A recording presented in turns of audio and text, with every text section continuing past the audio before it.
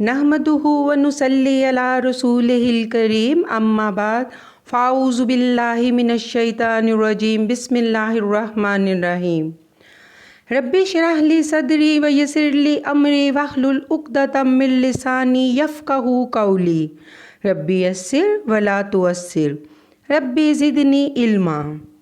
معزز سامعین کرام، السلام علیکم ورحمۃ اللہ وبرکاتہ۔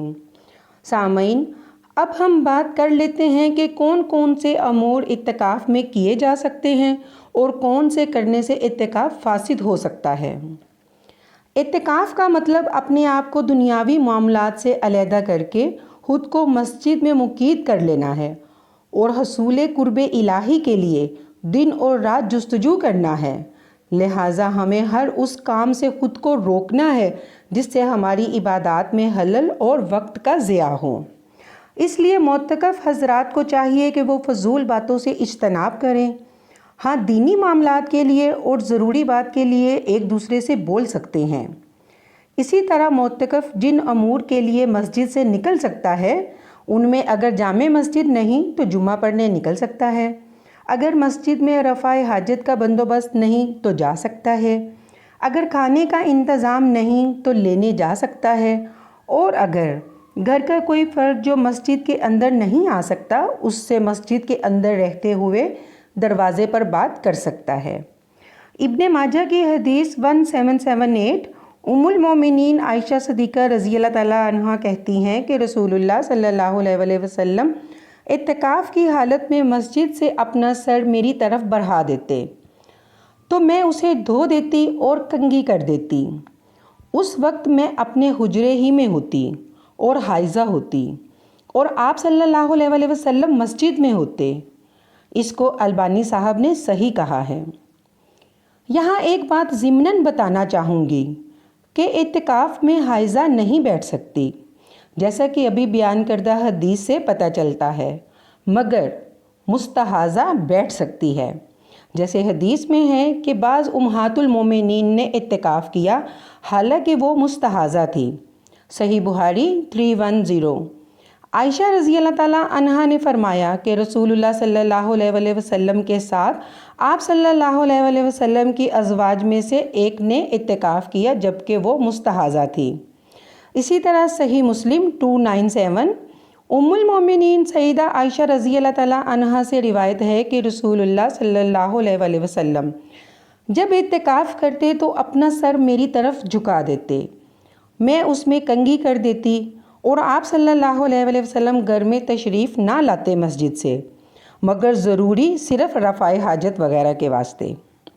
وضاحت: اس حدیث سے معلوم ہوا کہ معتکف اعتکاف کی حالت میں اپنے بدن میں سے بعض اجزاء مسجد سے باہر نکال سکتا ہے، اور حضرت عائشہ رضی اللہ تعالیٰ عنہا کے حجرے کا دروازہ مسجد کی طرف تھا تو آپ صلی اللہ علیہ وسلم مسجد کے آخر میں بیٹھ جاتے ہوں گے اور سر مبارک حجرے کے اندر کر دیتے ہوں گے، اور ام المومنین عائشہ رضی اللہ تعالیٰ عنہا اس کو دھو دیتی ہوں گی۔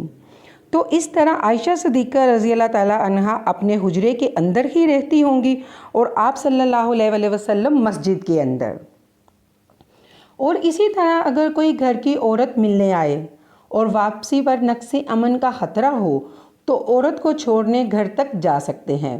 صحیح بخاری کی حدیث 2038۔ نبی کریم صلی اللہ علیہ وسلم مسجد میں اعتکاف میں تھے۔ آپ کے پاس ازواج مطہرات بیٹھی تھیں۔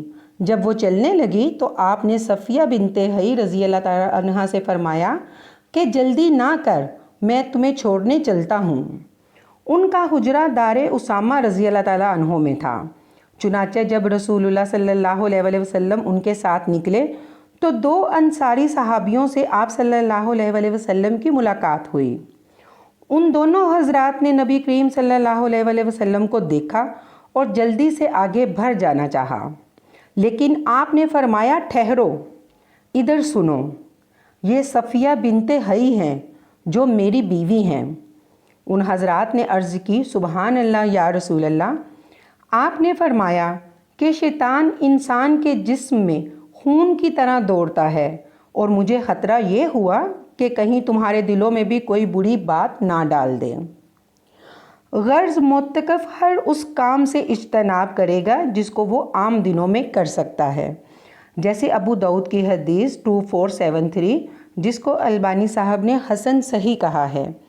ام المومنین عائشہ رضی اللہ تعالیٰ عنہا کہتی ہیں کہ سنت یہ ہے کہ اعتکاف کرنے والا کسی مریض کی عیادت نہ کرے، نہ کسی جنازے میں شریک ہو، نہ عورت کو چھوئے اور نہ ہی اس سے مباشرت کرے، اور نہ ہی کسی دوسرے ضرورت سے نکلے سوائے ایسی ضرورت کے جس کے بغیر کوئی چارہ نہ ہو، اور بغیر روزے کے اعتکاف نہیں، اور جامع مسجد کے سوا کہیں اور اعتکاف نہیں۔ ابو داؤد کہتے ہیں عبد الرحمن کے علاوہ دوسروں کی روایت میں قالت السنہ کا لفظ نہیں ہے۔ ابو داؤد کہتے ہیں انہوں نے اسے ام المومنین عائشہ رضی اللہ تعالیٰ عنہا کا قول قرار دیا ہے۔ اعتکاف سے نکلنے کا وقت۔ اعتکاف سے باہر آنے کا وقت یہ ہے کہ اگر رمضان کے آخری عشرے کا اعتکاف کیا ہے تو شوال کا چاند دکھائی دیتے ہی رمضان کا مہینہ ختم ہو جاتا ہے۔ سامعین، آخر میں یہ کہوں گی کہ بندہ ہر طرف سے یکسو ہو کر اور سب سے منقطع ہو کر بس اللہ تعالیٰ سے لو لگا کہ اس کے در پہ یعنی مسجد کے کسی کونے میں پڑ جائے، سب سے الگ تنہائی میں اپنے رب کی عبادت اور اس کے ذکر و فکر میں مشغول رہے، اپنے رب کو ہر وقت اپنے دھیان میں رکھے، اس کی تسبیح و تہلیل و تقدیس میں مشغول رہے، اس کے حضور توبہ استغفار کرے، اپنے گناہوں اور کوتاہیوں پر روئے، اس کی رضا اور قرب چاہے، اور اسی حال میں اس کے دن گزرے اور اس کی راتیں بسر ہوں۔ اللہ تعالیٰ ہم سب کو معاف فرمائے اور ہم سب کی مغفرت فرمائے اس ماہ مبارک میں، اور ہم سب کو جہنم کے عذاب سے بچائے، اور اللہ ہم سب سے راضی ہو جائے۔ آمین ثم آمین۔ وآخر دعواہم ان الحمد للہ رب العالمین۔ السلام علیکم ورحمۃ اللہ وبرکاتہ۔